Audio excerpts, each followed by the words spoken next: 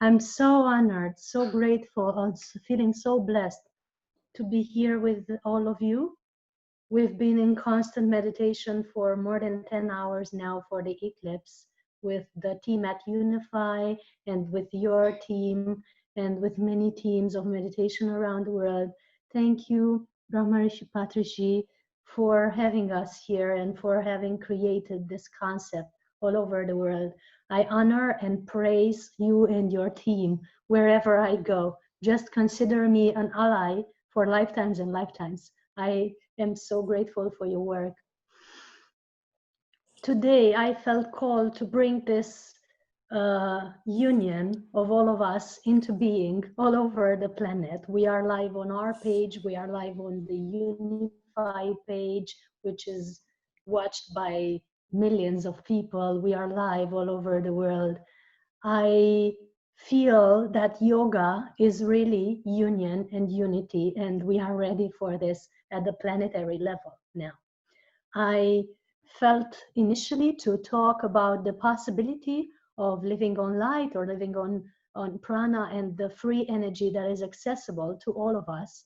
That's my main topic of today. It is something that I've been studying and working with for more than 10 years, and it's something that I've perceived as a possibility from even when I was a child. I had this feeling that we're all energy, that everything is energy, that even the denser of the matter, including the table, the chair, the crystals, the rocks on this planet, they're all energy and they're all made of light. And if you look at our structure in our physical body, essentially we're also made of energy because it all boils down to molecules and atoms, isn't it? And quantum physics has now discovered it and proved it. And luckily, we are close friends with scientists like Nassim Harmeem and the Resonance Academy who are actually studying it in physics, and they're able to prove it at any given time that we are energy and we're made of energy. But above and beyond that, and above and beyond the fact that we're actually able to be nourished by energy, and our bodies, because they're made of energy, can be nourished by prana. Actually, that's the main message that I came to bring today. And I have many friends and acquaintances, and I myself have had experiences and still have the experiences that prana is nourishing us. I've experienced it many times and organized events all over the world, including India. This March, we've been in India with the Pranic Festival in India with many people that are nourished by light, by prana, by chi. We had a yogi that for 75 years has not consumed food or water because prana has nourished his body for more than 75 years. Unfortunately, now he has left his body, but he's still present with us in the energy realm, and I honor his presence here as well. He's been monitored in hospitals. He's been proven to be nourished in this way. The studies are available all over the internet. There's a movie called In the Beginning There Was Light that is detailing all this reality. There are many, many resources all over the world now. If you type living on prana, living on light, or breatharianism, you'll find all this information. If you look for the Pranic World book, a book that I've written in collaboration with my team of angels, you'll find all the science of it and all the holistic information of it that I could find so far. If you look at our website, soulhealingacademy.com, you'll find many, many articles on this.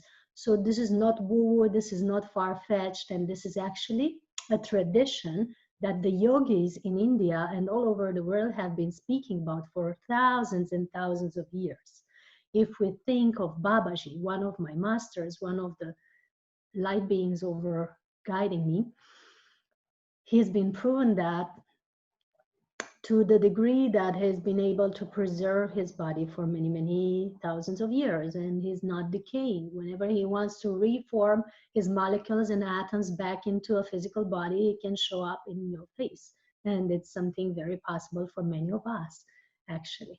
because energy is everywhere. And if we learn to master the elements of earth, water, fire, air, ether, and beyond, the cosmic lights, we're ready and able to dematerialize and rematerialize and be nourished by chi or prana. This is possible. And this is what yoga, the true yoga, means: the freedom.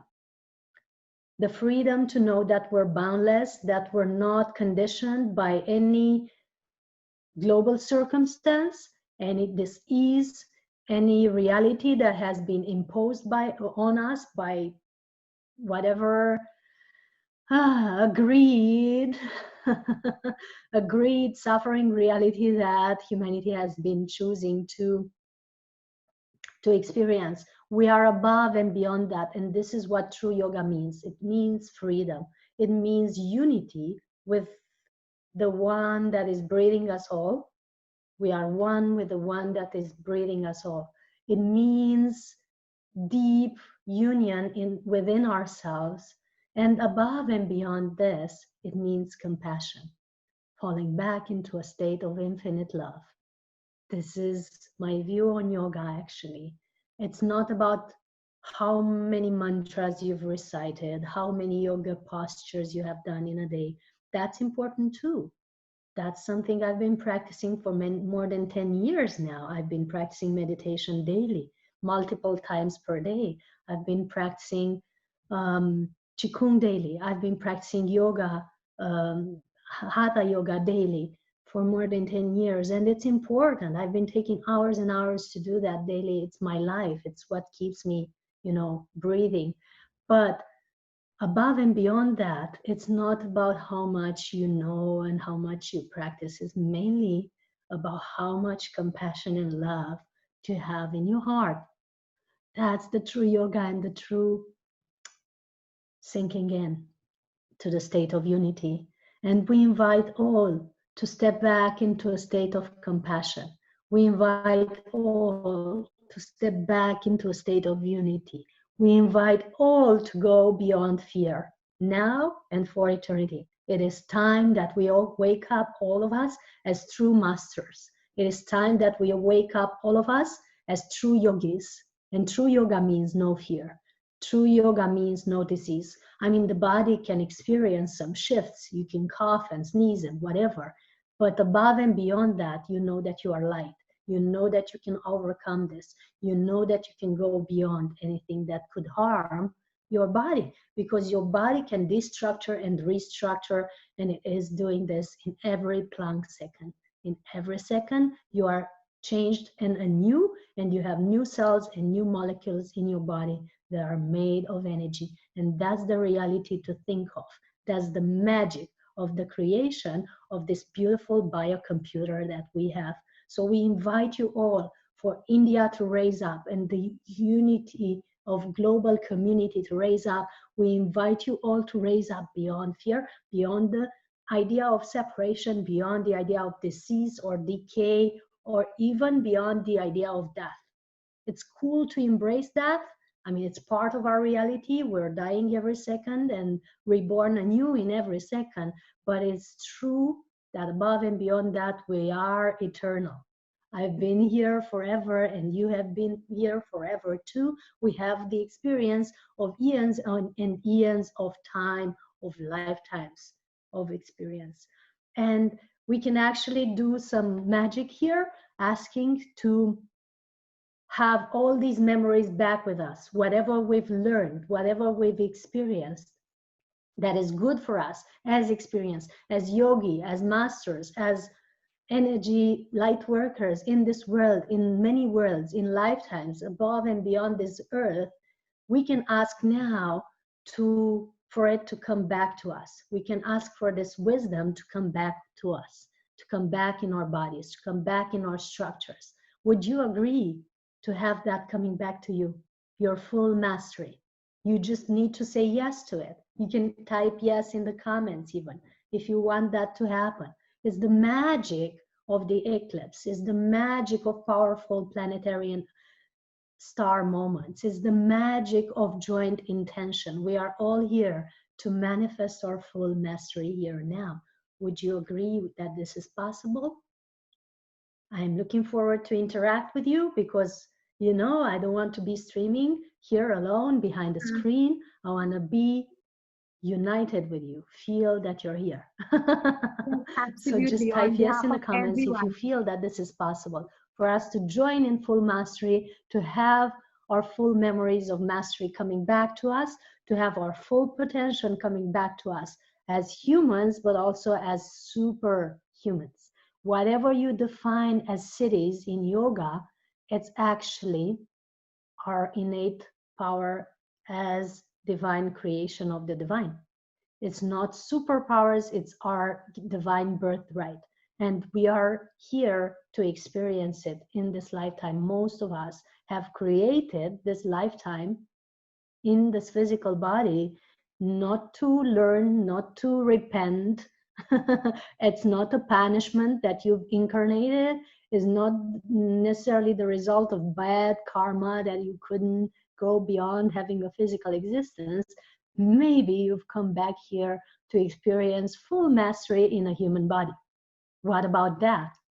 I know many of us have been told that in yoga you're only full and complete and united with the divine after you leave your body.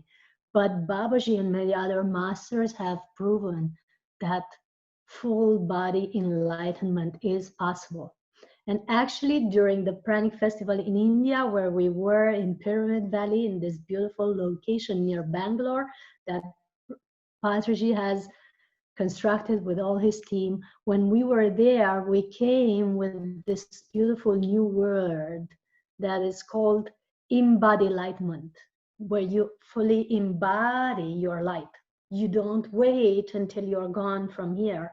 You don't wait until you drop your body. You don't wait until you're somewhere else to experience your full mastery. You are in the possibility of being in full mastery here now. What about that? Would that be possible to you? Would that be something you believe in? I would love to hear some yeses in the comments. So, this is the topic of today. This is what I felt to bring to humanity. It's something that I've been researching for more than 10 years. And like I said, since I was a kid, being aware that we're all energy, I was meditating in a crystal and doing several exercises to get into this, expanded state where I'm beyond the constrictions of what we perceive as physical. Knowing this, I've been joining people all over the world, creating events all over the world to bring this awareness to people. I've been creating Pranic Festivals with people that have been nourished by light for many years. I've been creating online platforms like the Pranic Consciousness Summit or the Pranic Festival online. If you type it on Google, you'll find information. There are online platforms that actually give all the information of how pranic nourishment is possible, how other people have done it, how I have done it, how this is possible all over the world. I know you've all lived this experience to some degree. I know you've all have times when maybe you have fasted for some reasons, and sometimes you've been hungry during fasting, but many times you felt just very peaceful in your fasting. And actually, when I was in Pyramid Valley this year in March, we had some of the leaders of Pyramid Valley there, Mr. Chandu, that has instantly gone into 30 days of just liquids, not consuming physical food, just by meeting us, just being in contact with us has given this belief to him that he can do it. And he has actually done it and he's feeling great. And if you're on screen, you can maybe type in yes in the comments, Mr. Chandu, because I know you've had a great time. And many other people who, when they heard about this reality that yes, prana can nourish your cells. It is possible that you are nourished without consuming 3 meals a day and 3 snacks in between. It is possible that you have this contact with this universal force that is called prana, chi, mana, light, energy. In many traditions, some call it God even, It's possible for you to be in contact with it and united with it to such degree that you don't feel hungry anymore. And you will notice that the more you practice your pranayama, your meditation, your yoga posture, and the more you believe that you're connected with prana and that you are made of prana, the less hungry we feel. And we're not saying to people to stop eating because that would be lethal for some. So we warn you that you don't try this at home without having a daily practice and, you know, spiritual activity in your life, a spiritual lifestyle. And even then, you must be careful. But we invite you to look differently at the way you choose your nourishment. That's all. And we invite you to look differently at the way you look at your daily practice. Like, do you choose your food on your plate out of habit? Do you choose your food on your plate out of emotional reasons? Do you choose your food on your plate because your mother taught you that you should eat this, this, and that? Or do you choose it because you're so tuned into your body and you deeply feel that you need to eat? That's the question. And beyond that, how you choose your emotional nourishment. Do you choose to eat out of emotional turmoil? Do you choose to eat out of sadness, binge eating? Do you choose to nourish your mind with ideas that are not beneficial for you, that are making you feel scared, like the conspiracy theories, the theories about disease that are circulating, the drama that is circulating all over the planet now? Do you choose to take that in as information and nourish yourself with it? Or do you choose to tune into a higher source that could give you the correct information about what the reality of this global situation truly is? That's also a nourishment. That's also a choice. We can choose to go into the drama, or we can choose to go beyond and see that, whoa, maybe we're all learning something beautiful from it.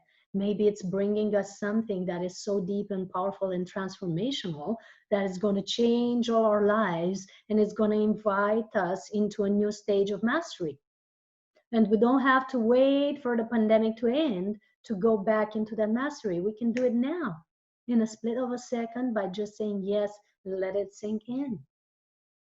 Maybe that's the whole thing with the global situation now. Maybe it's not to scare us, maybe it's to upgrade us, to upscale us, to bring us into a new state of being. Yes? Who believes that this is so? Let's have some interaction. I believe we can also take questions at the end. I'm not sure how much of questions, but you can instruct me in the comments on that. But if you have questions, just prepare them and feel free to bring them in the comments when we ask for them so that we can answer them. And I'd be happy to know your opinion, your position on this, because I know that many people have gone through turmoil, have gone through the feeling of lack or scarcity or fear, have been going through worry for various reasons in this time. I myself have been almost, caught in India, in the Himalayas for this time of seclusion, because I was still in India, in Ahmedabad, preparing a team of scientists with neurologists, cardiologists, physicists, and other scientists, geneticists. We're preparing a group to study this possibility of living on prana. And all of a sudden, and I was preparing to go further into the Himalayas to go deeper into it. But all of a sudden to write to me to go back home because the airports are closing. So I was almost sinking into the state of worry. I actually caught the last flight to Romania on March 15. Everything after that was canceled. But I refused to sink into it because I knew that this is for our highest good. It doesn't look like so, and I know that many have experienced really harsh time, but I know this is for our highest good. And it's important that we trust it so that we experience the best of it. And I know that this time, even though we're not so much in seclusion anymore, but we're still not so active though, it's inviting us to more daily practice. It's inviting us to sink into a deeper state of consciousness still. What if you could extend your yoga from 10 minutes a day to 21 minutes a day? What if you could have a practice where you put light for 3 minutes in each one of your chakras? Just light. No need to do complicated things. You just bring light from above till below to make it as above, so below. Bring light in each one of your chakra from crown to base for 3 minutes each. That would extend your practice to 10 minutes a day. It would give you a chance to energize and cleanse your system. And if you do it twice a day, morning and evening, you already have a constant daily practice that constantly shifts your system. It energizes your chakras, it cleans your energy system, and it prepares you for the new day better than all the coffee that you could have in the world. I actually stopped drinking coffee altogether 10 years ago when I started meditating. There was no need. I woke up 30 minutes earlier in my day, and that was my morning coffee. 21-minute meditation, energizing all my chakras. I would go through the day like a rocket, no need to drink and energizing, no need to fall back into sleep. And I was working 16 hours a day back then. So we invite you to deepen your practice to a deeper meditation. What if you could breathe through your chakras? You know, while you're adding light into them, maybe if your mind goes astray, if it starts wandering around, just focus on your breath and bring your breath into your chakra. You can actually do it now. Bring your breath into the crown and start breathing through it as if it has a nose. Bring your breath into the third eye after a while and start feeling that you're breathing light through your third eye. Bring your breath into the throat and start feeling that you're bringing light into your throat chakra here, as if you're breathing through the throat, light back and forth. Imagine that you're in a light column from the center of the universe to the center of the earth, a light cylinder with a diameter like your hand stretched out, and imagine that you're breathing through it. Imagine that you're breathing through your heart and feel that your heart has a nose and it opens up through this cosmic breath and you're breathing light through it. And do it with me now. This is almost like a lunch for you. It's 1 p.m. in India, maybe it's lunchtime for some. Before going to the fridge while watching this, start breathing through your chakras. And we're at the heart.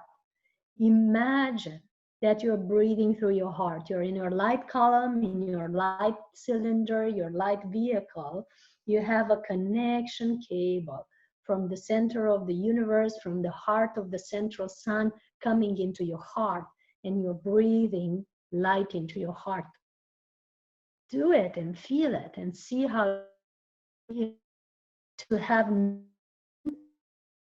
down from the heart of the central sun down into your heart now, through your crown, through your third eye, through your throat, down into your heart, melting your heart back into unity, melting all your fears, all your traumas, wherever you are holding back, melting all that and resting as light into your heart. Feel it as it's filling you. Feel it that every time you breathe out, you maybe breathe this light out from your heart into your cells, into your organs, into all your physical systems, into your auric field, and then out into the universe. You're like a breath of light now, streaming out from your heart, connected to the heart of the central sun. And what if you went lower to bring the light as above, so below into the solar plexus? Breathe through your solar plexus. Let the light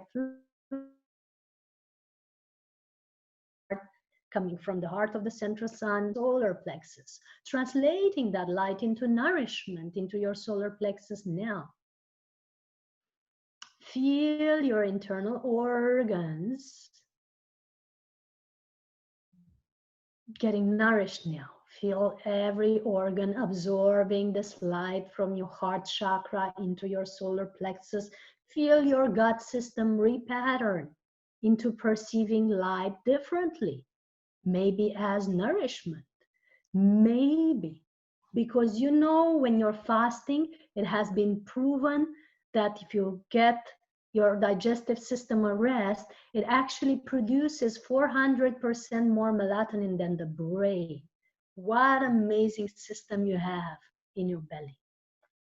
Let it be nourished now. Let this light flow down from your gut system and your belly and your solar plexus, down from your heart into the sacral chakra. Breathe through your sacral chakra now. 2 fingers below your belly. 3 fingers maybe, depending on the bodies. Feel your sacral chakra becoming this breathing organism that's drawing in light with every inhale. Feel it energized. For those of you asking, this is my practice. Feel your sacral chakra opening in a different way now. Connecting with the energy from the central sun, down through the sun of your heart, down into the sacral chakra, opening up. And then it flows down into the root and it connects you to the root and it flows the light down into the root and you're having more energy into the root now coming straight from the cosmos. As you're breathing through your root chakra, almost like breathing through the perineum. Feel how it feels to have that. And feel how it feels for this light to flow down into your feet and build the roots all the way down into the earth and connect to the heart of the earth.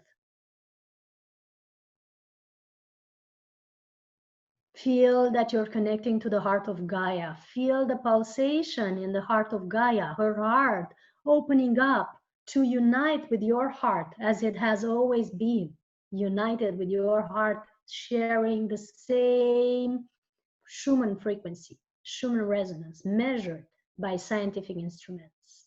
Unite with the heart of Gaia now, that is one with your heart, aligning the 3 suns, the heart of the central sun, the sun in your heart, the sun in the heart of Gaia. All 3 now functioning together, spinning together. You're united with the earth. You're one with the one that is breathing us all. And feel the light from the center of the earth flowing up through your roots, up into your body, through the soles of the feet, through the ankles, the calves, the knees, the thighs, up into your perineum and the root chakra, up to the base of the spine, up to the solar plexus, up through the spine, all the way up through your heart, mixing with the cosmic energy, the perfect balance of yin and yang, flowing up again through the spine to your top of the head. You're filled now with the energy of Gaia and with the energy of the central sun, both mixing. Perfect cocktail of energies in your body. And now you see them streaming out from your heart and you're fully present in your body and you've just had 10 minutes of energy practice, 10 minutes of meditation, haven't even noticed when they're gone and you're maybe feeling different.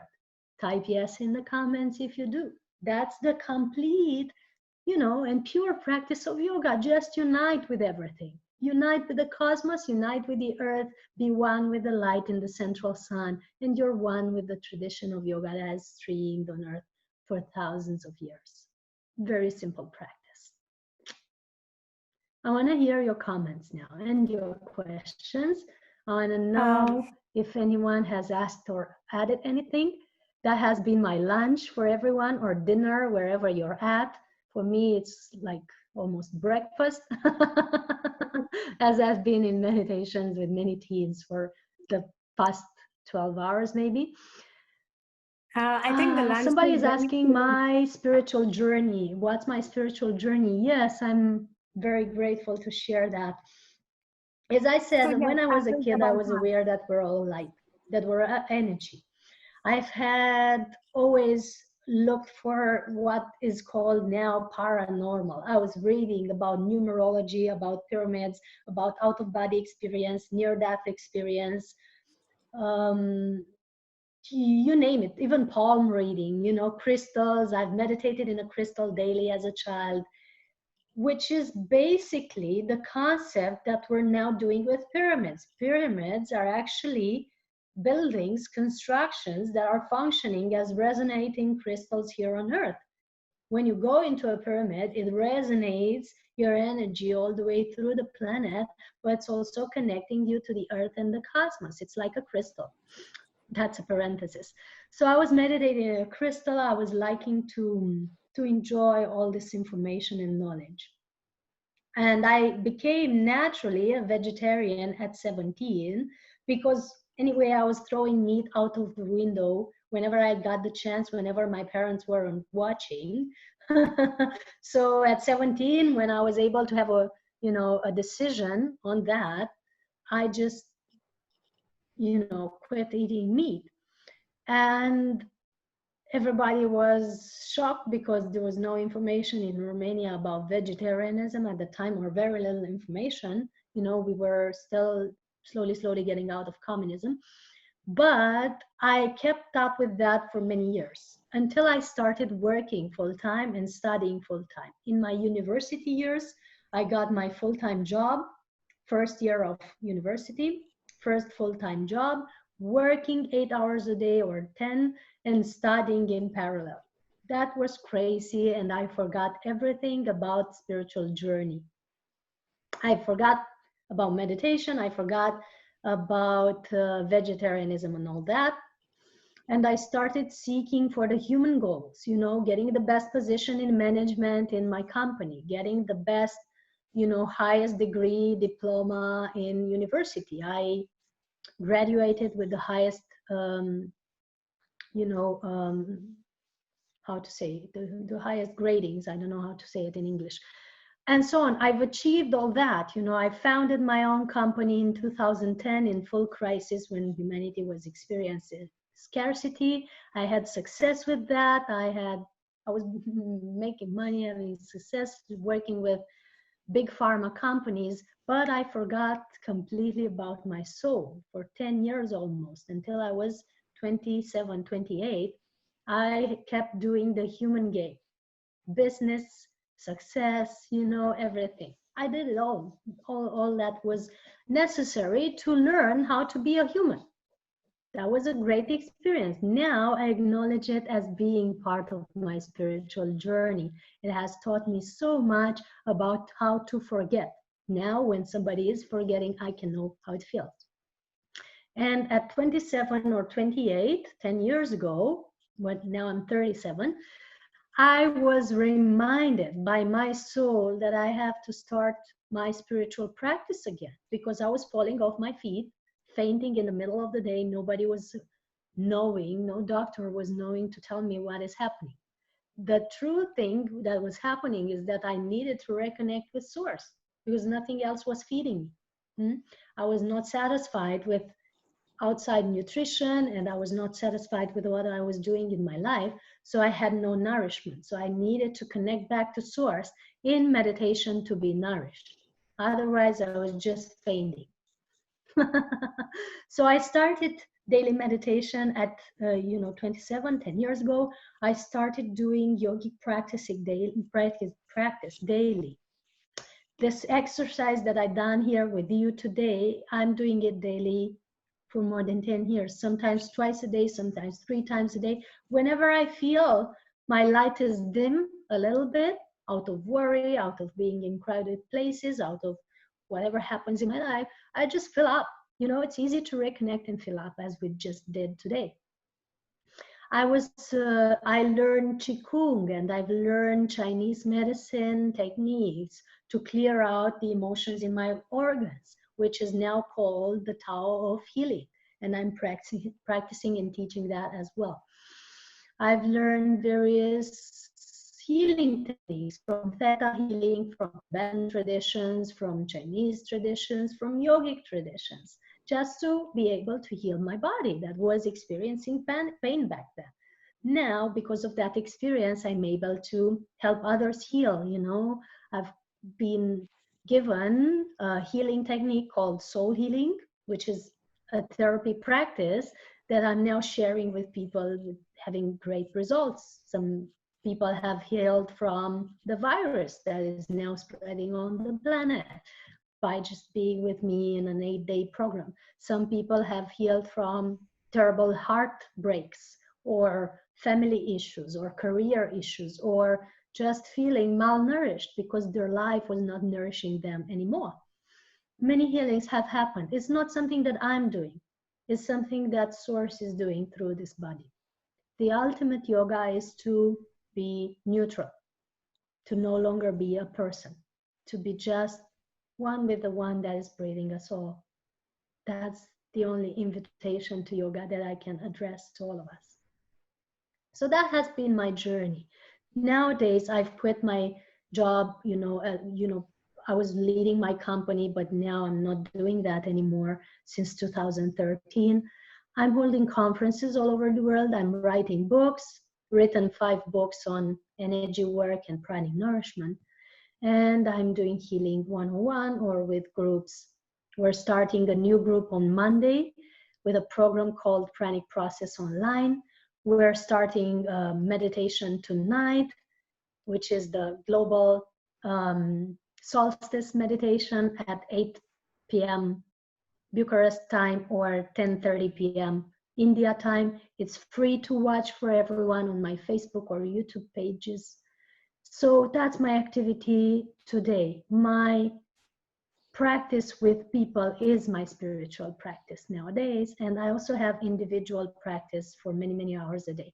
I live on a mountain in a secluded place. I only have 2 neighbors that I rarely speak with, only when necessary. They are my close friends. And I'm practicing Mauna all day, the silence practice, and I'm only speaking when I have sessions or conferences. The rest of the time, I prefer to meditate, be out in nature, write, practice yoga, or create, paint, knit, bring new realities into being through color and sound and meditation. That's my journey today. I hope that has answered your questions. Somebody asks about the significance of energy portals. Right, that's so important. Thank you for your question. So energy portals are basically the chakras of the earth. Planet has chakras just as human body has. We are not separate from the body of Mother Gaia. We are one with it. Her chakras are one with our chakras. The reason we're experiencing health issues as humanity or turmoils or depression is because we have cluttered the chakras of Gaia with our actions, with our pollution, with our thought forms, with our emotions, with our garbage. Her chakras are situated all over the planet. If you look at my website, soulhealingacademy.com, you'll find an article about the earth chakras and where they are. And there are main 7 chakras. There are main chakras connected to the chakras of our body. One, the crown, is in Mount Kailas, actually, in the Himalayas. And there are secondary chakras or energy vortexes all over the planet in very powerful energy places. Like in India, a chakra is developing in Pyramid Valley, for example, because a pyramid has been built there that is constantly opening energy and transferring energy to the ley lines, the energy grid of the earth. That's an energy vortex there. That's why we came to do the festival there, because it's a transmission station for the planet and galactic systems and beyond, actually. So there are natural energy vortexes that have been, you know, the result of previous meditation and light work on the planet in the times of Atlantis and Lemuria and other times where advanced civilizations have been doing meditation to open such areas. And there are more modern or contemporary energy vortexes that are being built by us meditating together in certain places of the earth, like Pyramid Valley. We are now building an energy vortex as we speak, or gathering as our souls unite, shooting rays of light above us, is building a portal above us all over the planet in the planetary grid. That is a big energy vortex that I'm acknowledging and honoring, and I'm very happy to watch unfold and just be aware with that and connect with that. And when you connect with that vortex, you're able to extract and download the information of all of us participating. It's like a free sharing hub, if you will, that is building above us with our intention and joint energy. And these vortexes are all over the planet. They are in the pyramids in Egypt. They are in the mountains of Romania, where I am now. They are in the sacred places of India. For example, each March, we're doing a retreat after the festival in India. That is March 3rd to 8th in Pyramid Valley. After that, on March 9 to 11, we're going to the temples of India, of Ellora, where there's actually a very powerful energy vortex, where ancient civilizations are actually having a subtle city there, an astral city, if you will. A beautiful, autonomously free energy fueled subtle city is at that place. And we're taking people there and we're showing them how to connect to these civilizations, how to connect with the ancient wisdom that we innately have in us, and how to connect to the body of Gaia and to the energy vortices of Gaia. And because I've been speaking about energy grid, I just want to show how it looks like. There's this drawing. It's like a child's drawing that I've made. I draw it quickly like this. This is the energy matrix of this planet, the layer here. That's the Christed matrix, or the love matrix, the unity matrix of Gaia, you know. This is us meditating, piercing the veil of illusion, that is this grid here, piercing the veil of illusion up into the Christed, the love matrix of Gaia.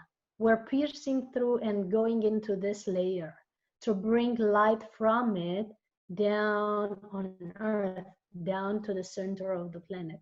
And the more of us do this every day with our meditation, with our intention, and now you can imagine doing that, just go beyond the illusion, go beyond this layer of fear, go beyond this layer of disease here, go beyond it, just pierce through, bang, and go into this layer of light that all the masters have added light in. The Krishnas, the Buddhas, the Mahaviras, the Mahayogis, yes, everyone is here with this consciousness and beyond. All the light beings have been sharing light here. Everyone here has light deposited. It's like a cosmic bank account, yeah? Go into it and draw light into you and back to the center of the planet, you know? And that's building a new reality on the planet. It is building a new layer of love, a new layer of compassion that's shifting realities. If we set the intention now, we can shift the reality. Look, draw a light from there and draw it into here, into the center, through your root. That's what we did in this exercise. And that's the energy matrix of the planet and how we can tune into it. Very simple. And all these energy vortexes all over the world, some of them very ancient and some of them we're building now with our gatherings, all of them are united in this energy matrix that is around the planet, and all of them are gathering information and strengthening all the ones who are tuning into them. So all of us, when you tune into this layer, we instantly become wiser, nourished, and more powerful just by tuning into this universal field, which is beyond fear, that is nourishing us all. That's the power of energy vortexes. And when you're in a place that has such a vortex, like the pyramids in Egypt, like the temples that I've mentioned, like the mountains in Romania, where we're inviting you this summer because we're having a Pranic Festival here in August 15 to 19. When we're in these places, we can build new realities on the planet. And that's the power of true yoga. That's the power of unity. That's the power of joint intention. That's the power of global love shared with each other. Yeah, I hope I made this topic, as clear as possible, the topic of energy vortexes. My job to work with them is just to go to them and be there. I don't know in advance what my practice will be when I'm called to go to these vortexes. I just in the middle of the day might receive a notification, a download to just get in my car and go 5 hours away or 7 hours away, drive to a certain place and just be there, or get in a plane and just be there, in a new location. Like I was called to Stonehenge, the heart chakra of the Glastonbury, the heart chakra of the planet, on New Year's Eve 2 years ago. I was preparing to go out with my friends on New Year's Eve, and all of a sudden I hopped in a plane and I was in Glastonbury, because that's where my body needed to be to transport, download some information into that place. And by the way, for those of you interested, that's a place of high UFO, cosmic light beings activity. When you get a chance to drop by, you'll be maybe amazed by how many light beings and ships are gathering there. Same here in my place where we're doing the Pranic Festival in Romania. It's a big cosmoport. Same in Pyramid Valley. I'm apologizing for those who don't believe that UFOs exist or, light beings exist, but this is a reality to us. I've been experiencing them. I'm in connection with them. Pleiadians, Arcturians, Sirius. I'm connected to that consciousness, and we are part of it. They are real. Sorry if that challenges your beliefs, but that's truth. And in Pyramid Valley, there's actually many ships overlooking the activities and the meditations that are happening there. And every time we're having meditation here on Earth, like we're doing now, there's ships tuning into us. There's light beings tuning into us, sharing information, enjoying that we have joined, enjoying that maybe we are open for contact. Like, are we open for contact now? Could we say yes to be in contact with the highest beings of light and love that can support the ascension of us on Earth? Can we say yes to that and show our availability to contact? And yes, we might be careful to just ask that only the beings of the purest light and love can contact with us.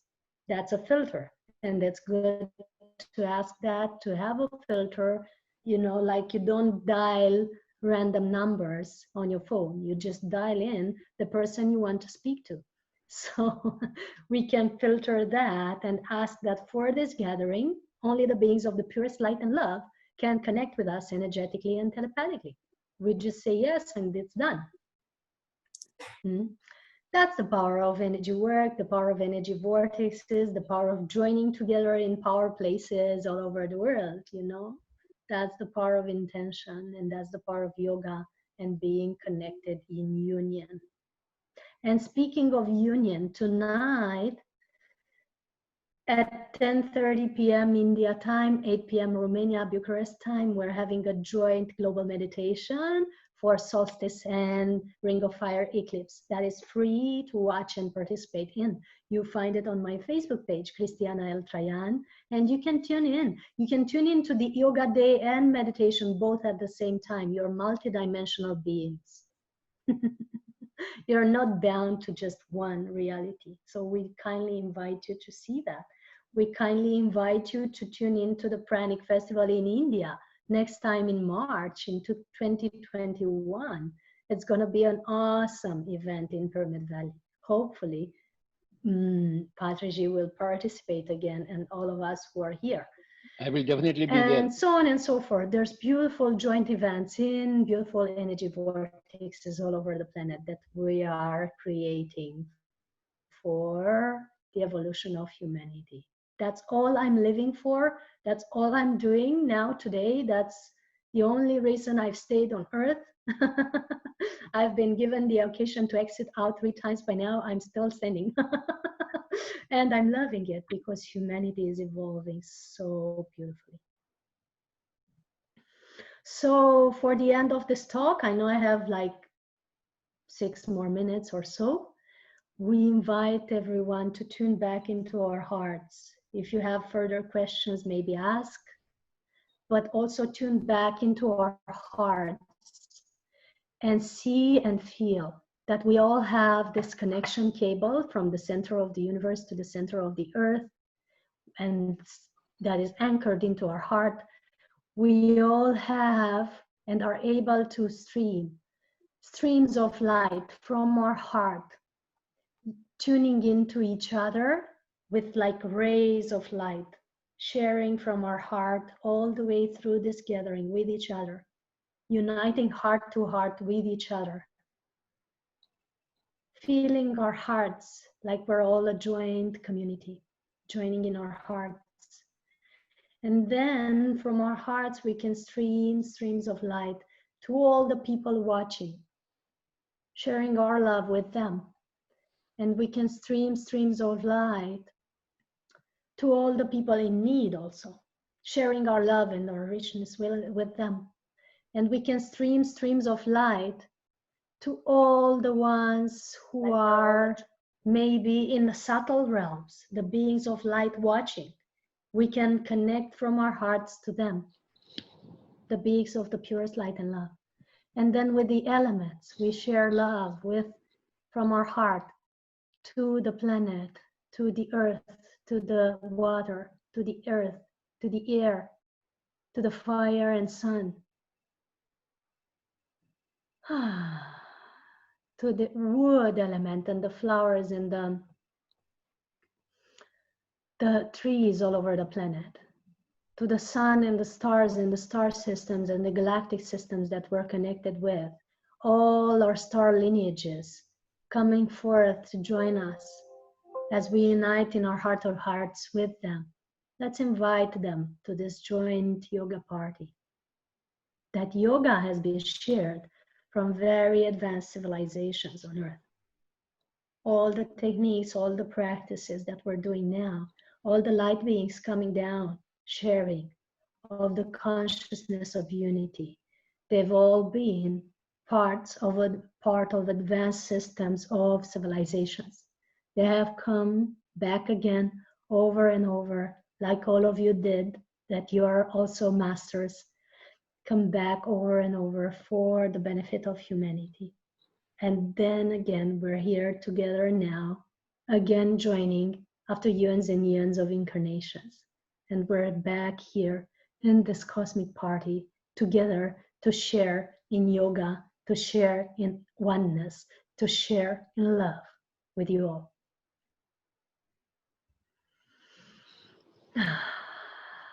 Just feel your hearts, and if there's anything you need to ask or add, absolutely wonderful. Absolutely wonderful, ma'am.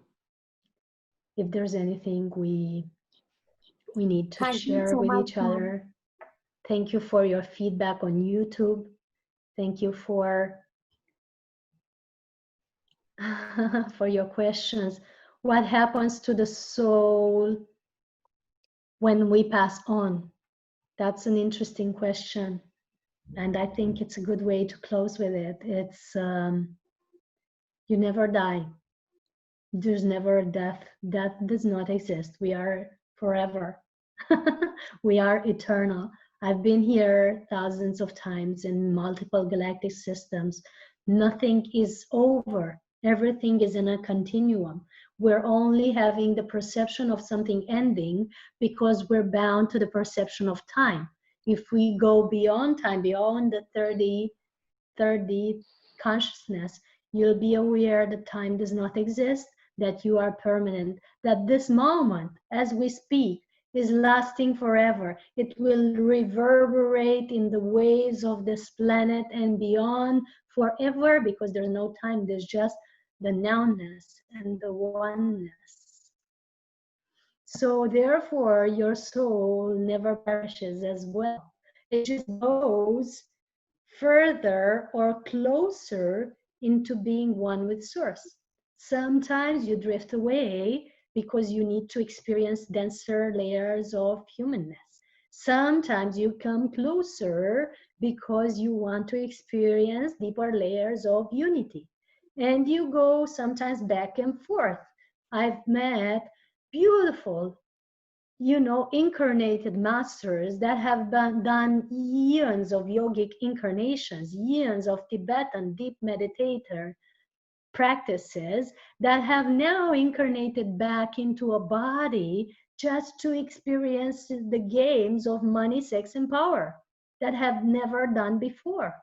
Just give yourself the time to experience that, and don't blame yourself for it if you're in such an experience.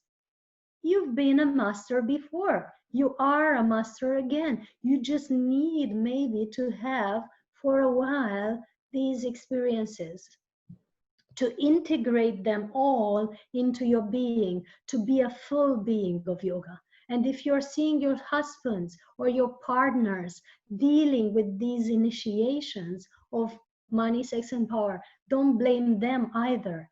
They're just here to experience their mastery in a denser reality. Be ready to accept it.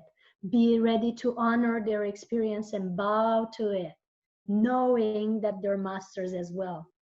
That takes you out of judgment. That takes you into the consciousness that above and beyond all roles and costumes that you're holding here, you're infinite being of multi-galactic light. That's what we all are. There's no such thing as that. There's no such thing as soul passing on. There's no passing on. You're just shifting shape from unidimensional into multidimensional and back into unidimensional and back into multidimensional. And actually, you don't need to leave your bodies to do that. You can just breathe and it happens. You can be multidimensional and unidimensional while having a physical body. That's my perception about soul passing on. There's no passing on, just shape shifting. And may you choose to shape shift, some of you. We honor that as well. And let's give space for those who need to leave this planet and shape shift to just do it and just honor their journey without sadness, knowing that for them is just passing on into a maybe more evolved state, more state of freedom. But also be aware that this freedom is available here. So, big hugs of love to everyone. Honoring you as multidimensional masters, as multidimensional love beings. It's been great to feel your love today. Looking forward to meet you in India, maybe soon or maybe next year in Pyramid Valley on March 3rd to 8th. Looking forward to meeting you in your next gatherings. And I bow almost in tears to all of you for your mastery. And thank you, Patriji, and thank you, Meha, and thank you, Pari, and all the ones who are here.